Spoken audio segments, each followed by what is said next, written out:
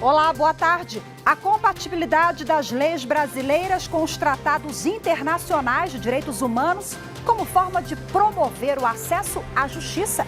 Esse assunto está sendo debatido em um evento promovido pelo Conselho Nacional de Justiça. Na edição de hoje vamos falar sobre a importância da iniciativa, mas esse é apenas um dos destaques. Vamos aos outros. Pela primeira vez, Supremo Tribunal Federal faz sessão virtual extraordinária com duração de um dia. Na pauta, concurso da Polícia Federal marcado para domingo. Ministra do Supremo Tribunal Federal, Rosa Weber, mantém decisão que permite antecipar vacinação contra a Covid-19 para profissionais da educação em João Pessoa, na Paraíba. E ainda, na reportagem especial sobre os 130 anos do Supremo Tribunal Federal na era da República, você vai ver a luta de Rui Barbosa pela defesa de garantias fundamentais. Rui Barbosa entrou no STF com um número incontável de habeas corpus das primeiras décadas de 1900.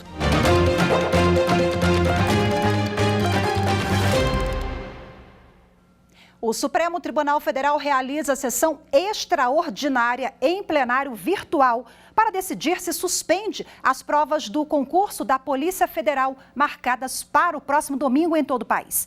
Esta é a primeira vez que o STF faz um julgamento no plenário virtual com a duração de apenas 24 horas.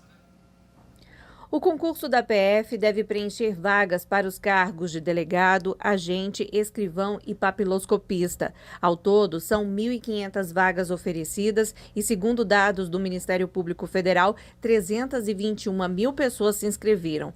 O pedido no STF para suspender a prova foi feito por uma candidata. Ela argumenta que os índices de contágio e morte por Covid-19 em todo o país ainda são alarmantes e que estão em vigor vários decretos estaduais e municipais reconhecidos pelo Supremo com medidas de isolamento para tentar conter a doença. O relator avaliou que a reclamação deveria ser julgada em plenário diante a necessidade do bom andamento de processos com pedidos semelhantes, além de envolver direitos constitucionais, da saúde, da segurança jurídica e da celeridade. Como o concurso está marcado para o próximo domingo, o presidente do STF, ministro Luiz Fux, convocou sessão extraordinária do plenário virtual. Os ministros têm até às 23 horas e 59 minutos de hoje para apresentar o voto. Essa é a primeira vez que o plenário virtual do Supremo realiza uma sessão com apenas 24 horas. O relator, ministro Edson Fachin, foi o primeiro a apresentar o voto. Ele votou para suspender a aplicação das provas no próximo domingo. Fachin observou que não se trata de interferência indevida nas competências da União para a realização de seus concursos, mas de adotar as medidas sanitárias necessárias à contenção da pandemia, as quais seriam, sim, violadas pela realização das provas e inevitável concentração de pessoas. Já o ministro Alexandre de Moraes divergiu e votou pela realização das provas. Ele destacou que a União não ignorou a situação de pandemia e adotou medidas de segurança para evitar a contaminação. Segundo o ministro, não há motivos, portanto, para afastar a autonomia do governo federal na realização de um concurso que tem como objetivo preencher cargos de atividades essenciais. Bom, e há pouco o ministro Dias Toffoli também apresentou seu voto. Ele seguiu a divergência e votou a favor da realização do concurso da Polícia Federal no próximo domingo. A gente continua acompanhando o julgamento e mais detalhes você acompanha ainda nesta edição.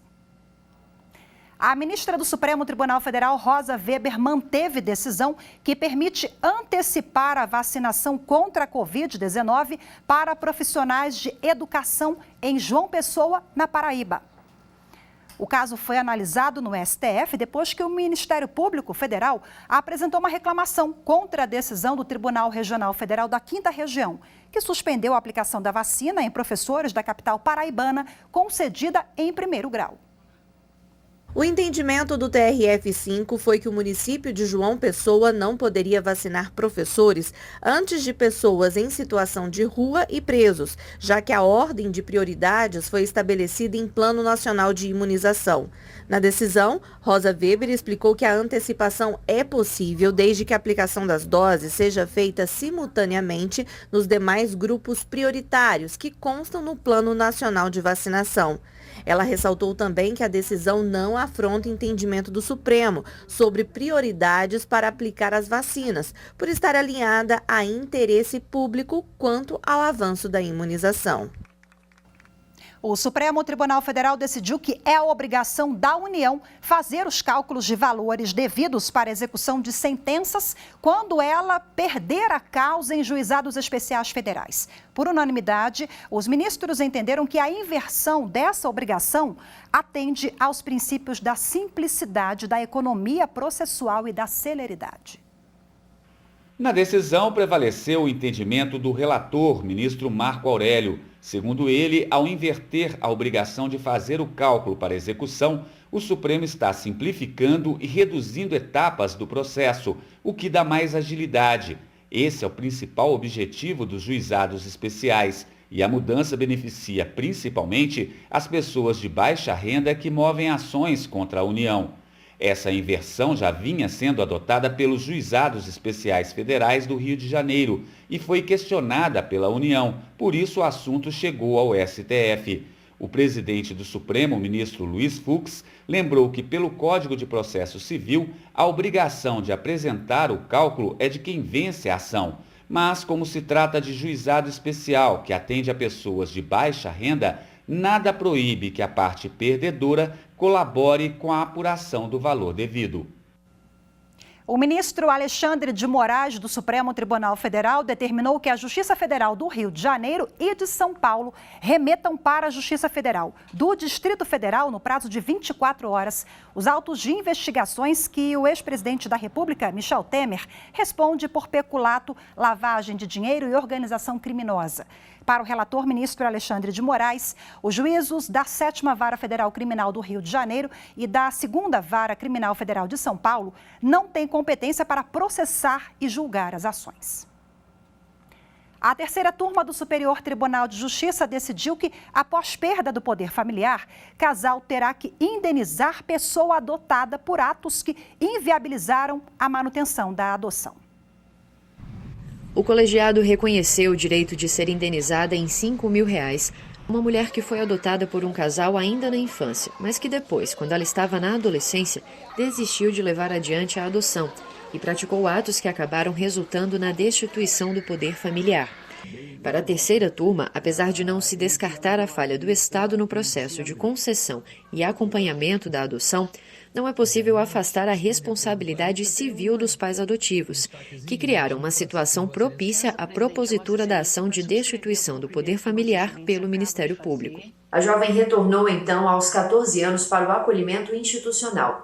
Ela já havia passado por outra destituição familiar anterior e foi adotada aos 9 anos de idade por um casal com 55 e 85 anos.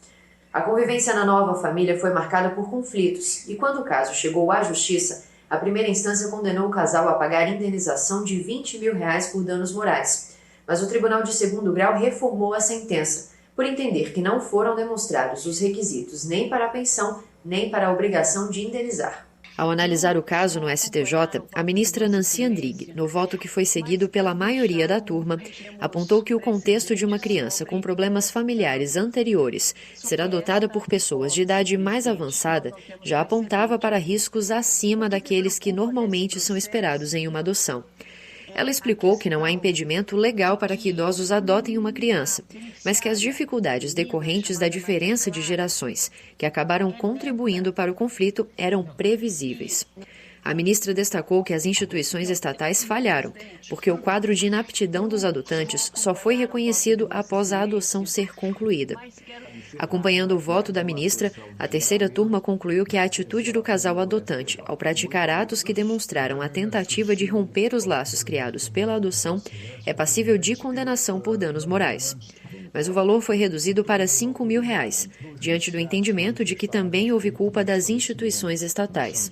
Quanto à pensão alimentícia, a ministra Nancy entendeu ser necessário que o caso volte ao tribunal de origem para que seja averiguado se a adotada ainda necessita do benefício. O juiz Roberto Sintra, da primeira vara do Júri Central de São Paulo, recebeu hoje a denúncia oferecida pelo Ministério Público contra Andréia Freitas de Oliveira pela morte do filho dela, Gael Freitas Nunes de Farias, de apenas 3 anos. Ela é acusada por homicídio doloso qualificado por meio cruel, sem prestar socorro imediato contra a descendente.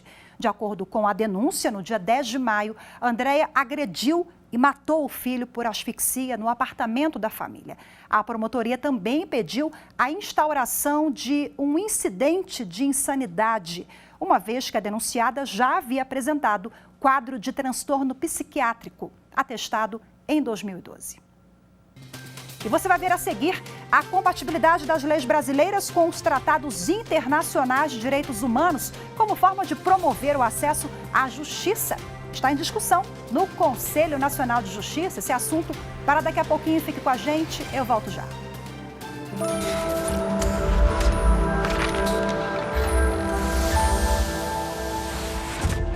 A Constituição Federal é a nossa Carta de Direitos. Por meio dela, o Estado brasileiro define os principais valores que deseja proteger. E nós, indivíduos, podemos então pleitear direitos e garantias ali estampados perante esse mesmo Estado. Ela deveria ser leitura fundamental para crianças e adolescentes, a fim de que se tornem cidadãos plenos e conscientes do seu espaço na sociedade.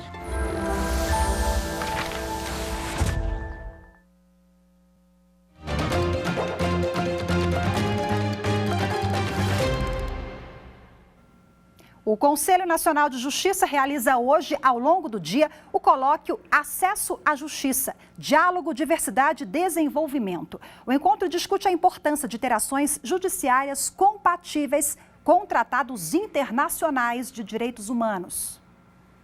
O debate, transmitido pelo canal do Conselho Nacional de Justiça no YouTube, é promovido pela Comissão Permanente de Democratização e Aperfeiçoamento dos Serviços Judiciários e está alinhado com a Agenda 2030 da Organização das Nações Unidas. Sabe-se que a Agenda 2030 é fruto do trabalho conjunto de governos e cidadãos de todo o mundo para criar um novo modelo global para acabar com a pobreza e promover prosperidade e bem-estar de todos, proteger o ambiente e combater as alterações climáticas. O ministro Humberto Martins, presidente do STJ, participou da abertura do encontro e falou sobre o compromisso do Poder Judiciário para garantir os direitos humanos durante a pandemia da Covid-19.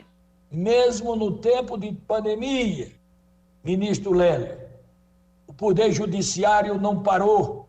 O Poder Judiciário está atento, está alerta, está vigilante a responder os questionamentos da sociedade e de dar resposta com brevidade.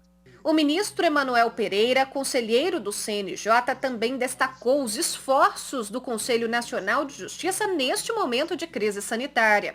Transformações foram operadas para garantir o acesso à justiça nesse cenário de emergência sanitária e o CNJ, mais uma vez, assumiu o protagonismo que lhe é peculiar, fomentando e disseminando práticas para modernizar e agilizar os serviços judiciários prestados à população em todos os ramos do judiciário. Representantes de entidades de classe da magistratura e do Ministério Público também colaboraram com o colóquio. Cada vez mais, o judiciário brasileiro é chamado à densificação desses valores constitucionais, da proteção dos direitos humanos. O Poder Judiciário, melhor dizendo, na minha avaliação, é por excelência o campo que tem a função histórica e a possibilidade de atender a essas diversidades no sentido de evitar essa invisibilização, essa perseguição e essa eliminação de pessoas e grupos vulnerabilizados. O primeiro painel falou sobre diálogo, diversidade e desenvolvimento. Como o Poder Judiciário pode se mobilizar para promover o acesso à justiça sem deixar de observar tratados internacionais de direitos humanos. o futuro do sistema internacional de proteção de direitos humanos está condicionado aos mecanismos nacionais de proteção. Portanto, as nossas decisões no âmbito do sistema interamericano aterrissam nos estados e há de se ter este diálogo cada vez mais intenso.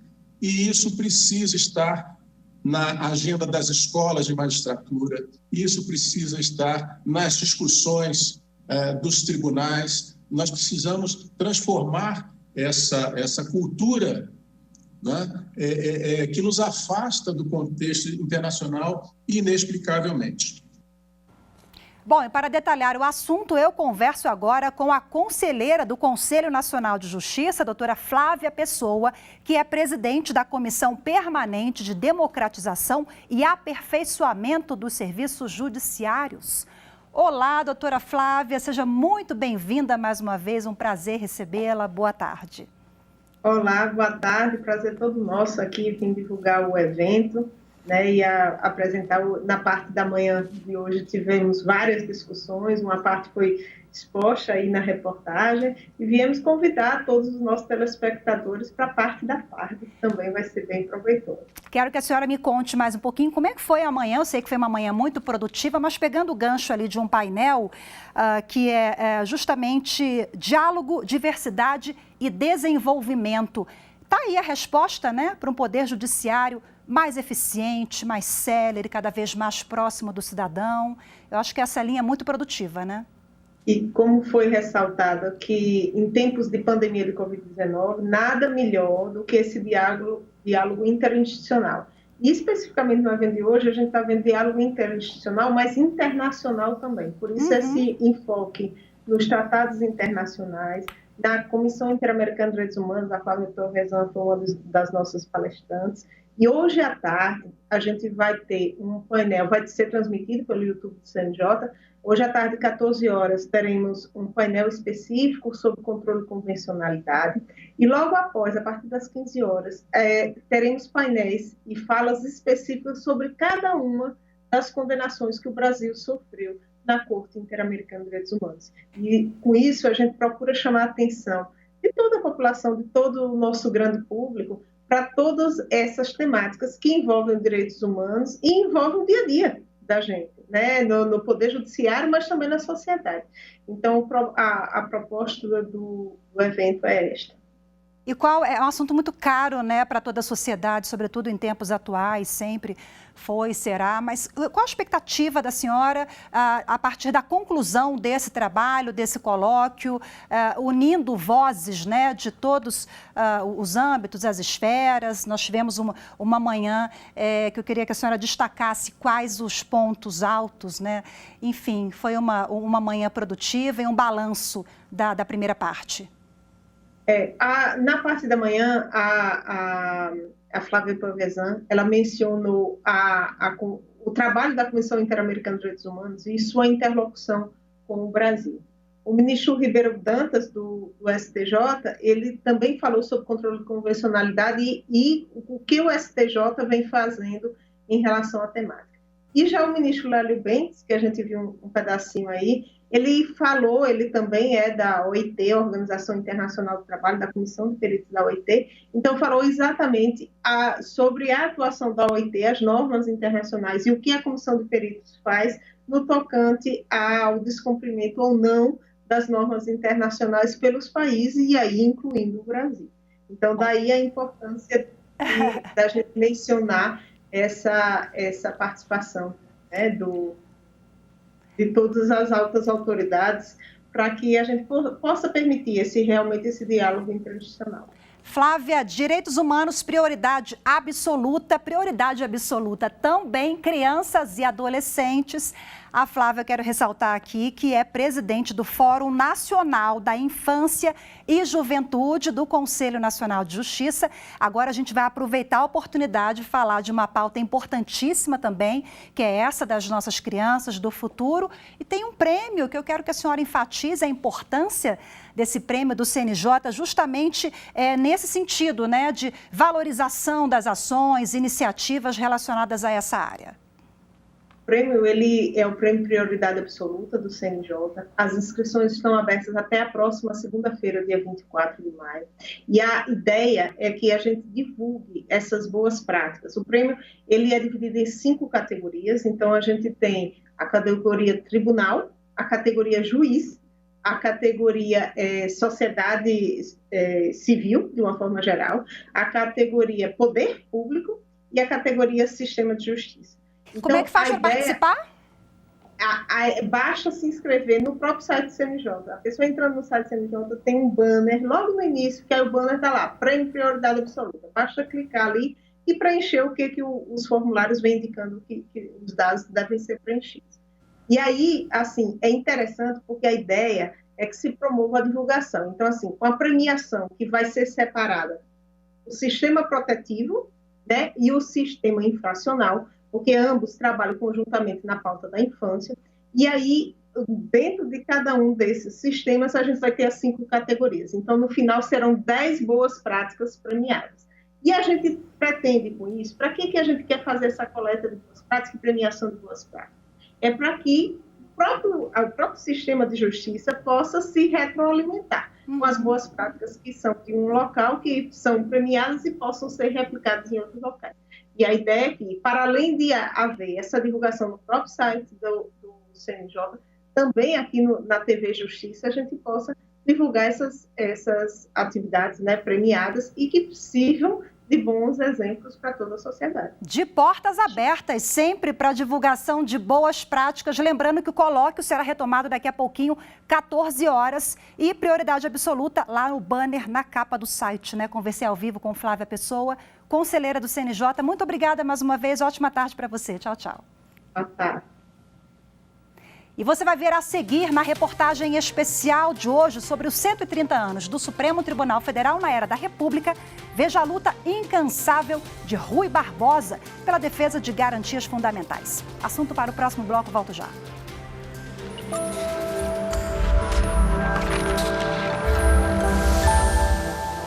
A Constituição da República Federativa do Brasil tem entre os seus fundamentos o princípio da dignidade da pessoa humana. Diante disso, a pessoa humana é a protagonista do mundo jurídico, garantindo-lhe em seu favor a plena liberdade e proteção quanto ao seu projeto de vida e suas escolhas existenciais.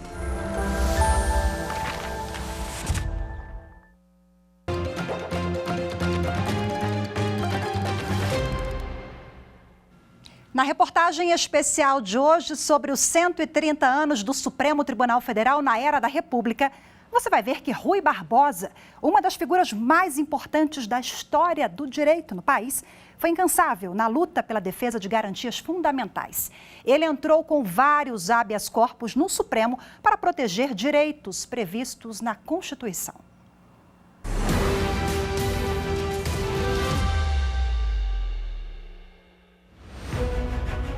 Início do século XX, o Supremo Tribunal Federal vivia um momento importante na formação da jurisprudência.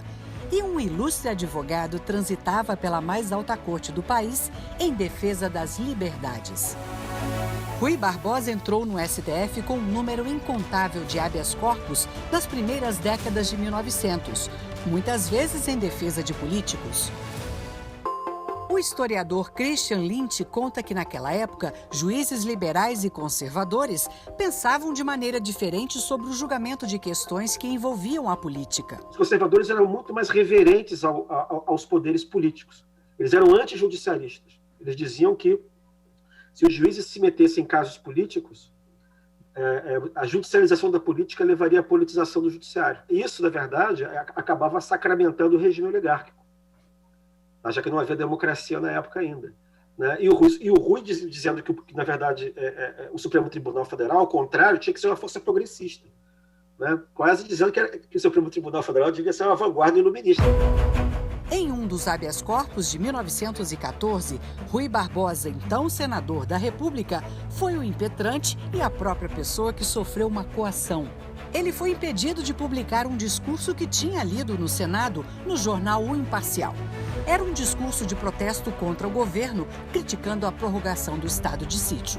E Rui Barbosa, então, impetrou esse habeas corpus, alegando, portanto, afronta a um abuso de poder e, ao mesmo tempo, aproveitando da conceituação genérica que se dava ao habeas corpus.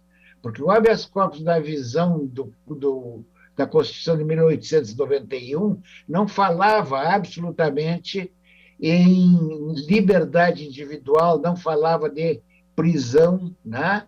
Então, foi um momento rico, acho, para o Supremo, porque ele deu bastante elasticidade à interpretação do habeas corpus. Aliás, nesse momento, face à pretensão sempre sustentada por Rui Barbosa na maioria dos habeas corpus. Os ministros do Supremo concederam o habeas corpus a Rui Barbosa.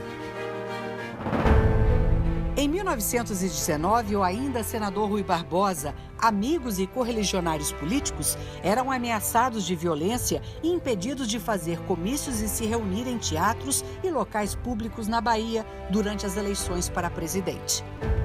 E mais uma vez ele entra com um habeas corpus na Suprema Corte. O Supremo inicialmente também levou em consideração o problema de competência, porque havia uma legislação infraconstitucional que tratava a respeito do crime de sedição, dizendo que ninguém podia se reunir armado, né? E se ficou demonstrado que não havia armas de parte dos assistentes, então os ministros, de maneira quase unânime também, como vinha acontecendo nos demais, se posicionaram no sentido de defender esse direito de reunião, esse direito de expor em praça pública as próprias ideias, né? Foi um momento significativo do Supremo. Nas duas situações, o mesmo pano de fundo, a manifestação de pensamento. Assunto que nos 130 anos do Supremo sempre volta à tona em casos de habeas corpus. Esse instrumento jurídico é chamado pelos operadores do direito de remédio constitucional, muito bem definido pelo ministro Aires Brito. Habeas corpus significa ter a posse livremente, a posse do próprio corpo, em sentido espacial. Habeas corpus, ter essa possibilidade de ir, de vir, de transitar, não é, de circular espacialmente, ou de nem ir nem vir, simplesmente ficar.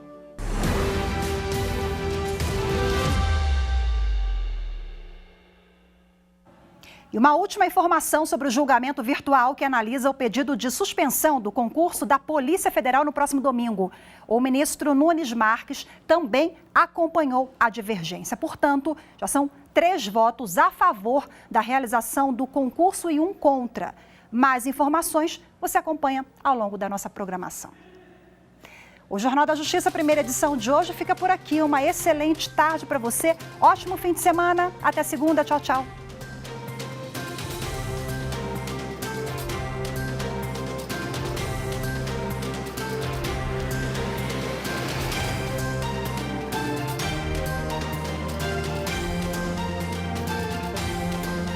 Thank you.